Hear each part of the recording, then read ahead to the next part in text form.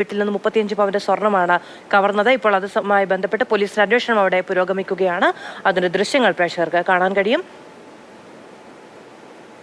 MS Lishoy നമ്മളോടൊപ്പം വിവരങ്ങളുമായി തുടരുന്നുമുണ്ട്. Lishoy, dog squad അടക്കം പരിശോധന നടത്തുകയാണോ?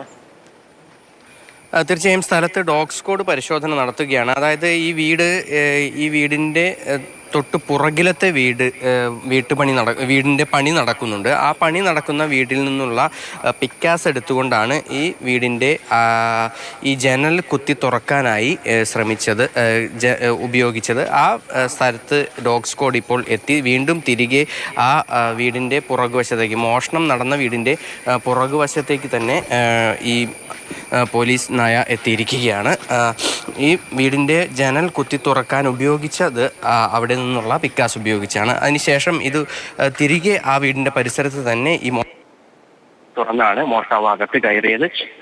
അതിന് പിന്നാലെ ഈ അകത്തുള്ള ഈ റൂമിൻ്റെ അകത്തുള്ള അലമാരയിൽ അത് പല ഘട്ടങ്ങളായാണ് സൂക്ഷിക്കുന്നത്. അതായത് കവറിൽ പൊടിഞ്ഞ സ്വർണം പിന്നീട് അതൊരു മറ്റൊരു സഞ്ചിയിൽ ആക്കി അങ്ങനെയാണ് ഈ വീടിനകത്ത് ഈ സ്വർണം സൂക്ഷിച്ചിരുന്നത്. അപ്പോൾ അത് എങ്ങനെയാണ് സൂക്ഷിച്ചതെന്ന് കൃത്യമായി അത് എടുത്തുകൊണ്ട് പോവുകയാണ് ഉണ്ടായത്. ഇപ്പോൾ നിലവിൽ വീണ്ടും ഈ ഡോഗ് ഇവിടെ നിന്നും വീടിന്റെ മുൻവശത്ത് നിന്നും വീണ്ടും എതിർദിശയിലേക്ക് പോയിരിക്കുകയാണ്.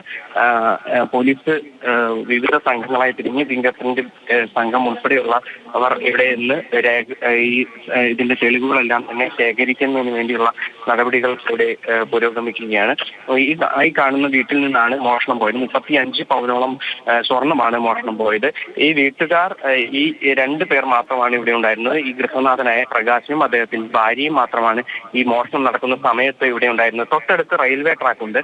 അതുകൊണ്ട് തന്നെ ഈ ട്രെയിൻ പോകുന്ന സമയത്തായിരിക്കാം ഇത് കുത്തിപ്പൊളിച്ചതെന്നുൾപ്പെടെയുള്ള ഒരു സംശയമുണ്ട്. കാരണം വലിയ ശബ്ദമുണ്ടാകുമ്പോൾ അറിയാതിരിക്കുന്നതിന് വേണ്ടി. അതിനോടൊപ്പം തന്നെ പുലർച്ചെ 2 മണിയോടുകൂടിയാണ് ഇവർ ഈ വിവരം അറിയുന്നത്. അതായത് വിവരങ്ങൾ നൽകിയത്. അവിടെ ഇപ്പോൾ ഡോഗ് സ്ക്വാഡ് അടക്കം എത്തി പരിശോധന നടത്തുകയാണ്. ചിറങ്ങര സ്വദേശി പ്രകാശിന്റെ വീട്ടിൽ നിന്നാണ് 35 പവന്റെ സ്വർണം മോഷ്ടാക്കൾ കവർന്നത്.